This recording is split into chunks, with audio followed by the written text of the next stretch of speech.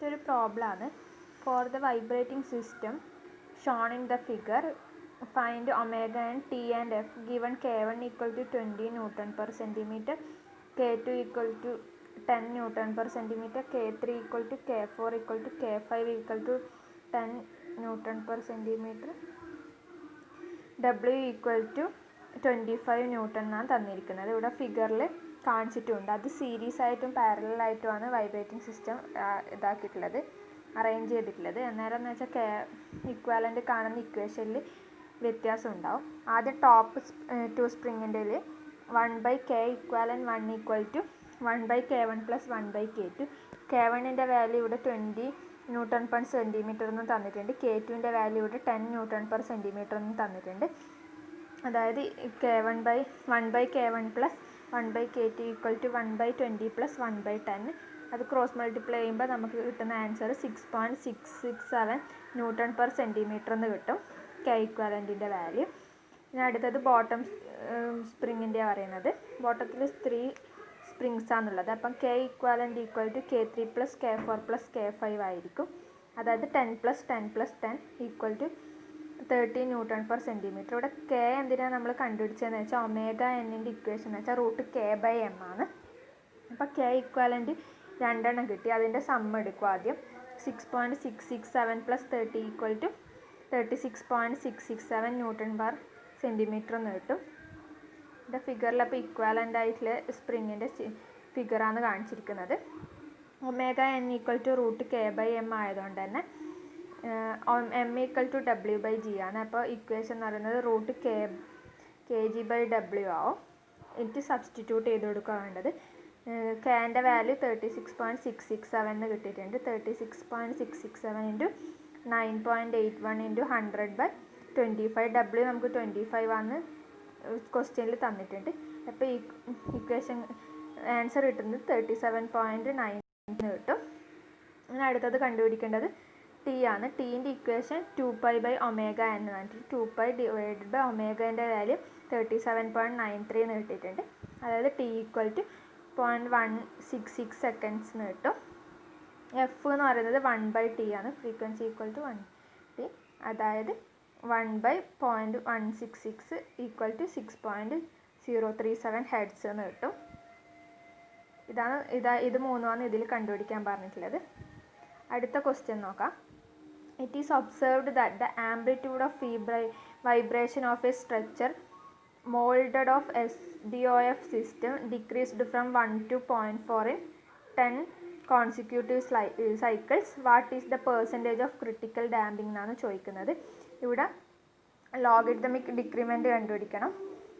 Logarithmic ഡിക്രിമെൻറ്റിൻ്റെ denote ചെയ്യുന്നത് delta വെച്ചിട്ടാണ്. Delta equal to natural logarithm of y0/y1 ആണ്.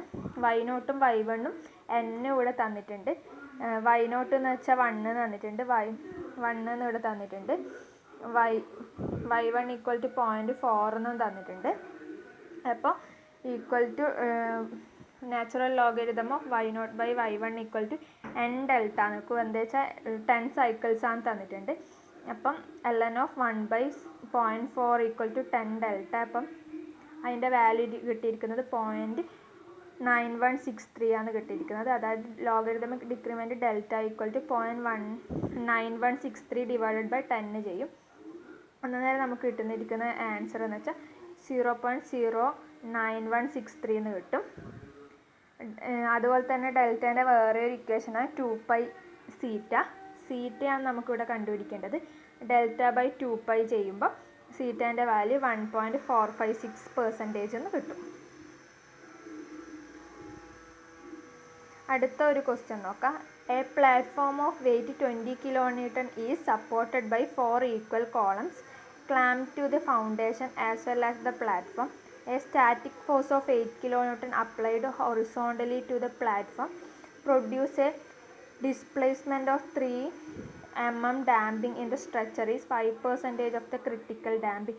Find undamped natural frequency, അതായത് omega n, logarithmic decrement delta n, number of cycles and time for the amplitude to reduce from a initial value of 3 mm to 0.6 mm ആണ് പറയുന്നത്. ആദ്യം പറയുന്നത് undamped natural frequency കണ്ടുപിടിക്കാനാണ്. അതിൻ്റെ equation നമുക്കറിയാം. Omega n equal to root k by m ആണ്.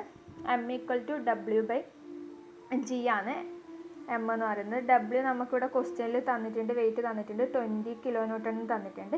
അതുകൊണ്ട് തന്നെ 20 × 10⁻³ ന്യൂട്ടണിലേക്ക് മാറ്റി ഡിവൈഡഡ് ബൈ 9.81 ചെയ്യുമ്പോൾ ഒരു ആൻസർ കിട്ടി.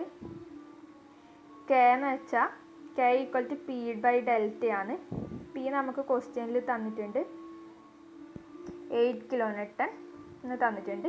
8 × 10⁻³ ഡിവൈഡഡ് ബൈ 3 × 10⁻³ തന്നിട്ടുണ്ട്. അതായത് ഡിസ്പ്ലേസ്മെൻറ്റ് തന്നിട്ടുണ്ട് 3 mm. ആ 3 mm ആണ് ഇവിടെ കൊടുത്തിട്ടുള്ളത്. അപ്പോൾ നമുക്ക് ആൻസർ കിട്ടുന്നത് വെച്ചാൽ 2.667 × 10⁻⁶ ന്യൂട്ടൺ പെർ മീറ്റർ എന്ന് കിട്ടും. ഇനി ഒമേഗ എം എന്നിൻ്റെ വാല്യൂയിൽ അത് സബ്സ്റ്റിറ്റ്യൂട്ട് ചെയ്ത് കൊടുക്കേണ്ടത്.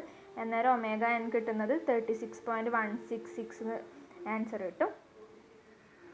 അടുത്തത് കണ്ടുപിടിക്കേണ്ടത് ലോഗരിതമിക് ഡിക്രിമെൻ്റ് ആണ്. ലോഗരിതമിക് ഡിക്രിമെൻറ്റിൻ്റെ ഇക്വേഷൻ നമുക്കറിയാം.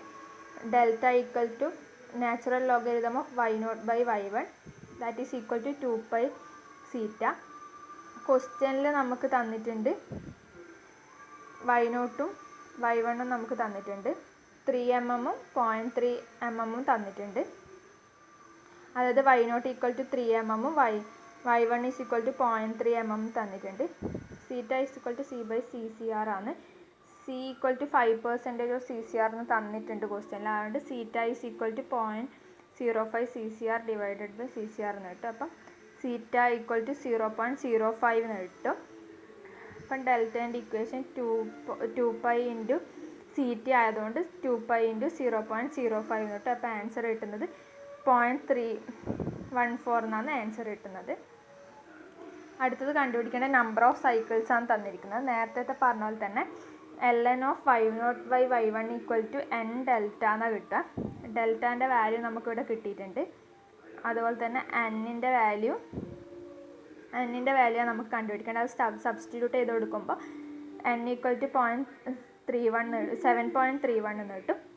അപ്പോൾ നമ്മളത് റൗണ്ട് ഓഫ് ചെയ്തിട്ട് 8 സൈക്കിൾസ് എന്ന് കിട്ടും. ടൈം പീരിയഡ് കാണേണ്ട ഇക്വേഷൻ നമുക്കറിയാം. t equal to 2π omega d × n ആണ്. ഒമേഗ d എന്ന് വെച്ചാൽ ഒമേഗ n × √1 - θ² ആണ്. നമ്മൾ നേരത്തെ ഡെറിവേഷനിൽ ചെയ്യുമ്പോൾ പറഞ്ഞിരുന്നു.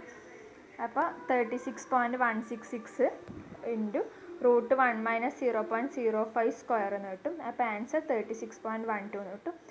t കണ്ടുപിടിക്കേണ്ടത് 2π ഡിവൈഡഡ് ബൈ 36.12 × 8. അപ്പോൾ 1.39 സെക്കൻഡ്സ് എന്ന് കിട്ടും.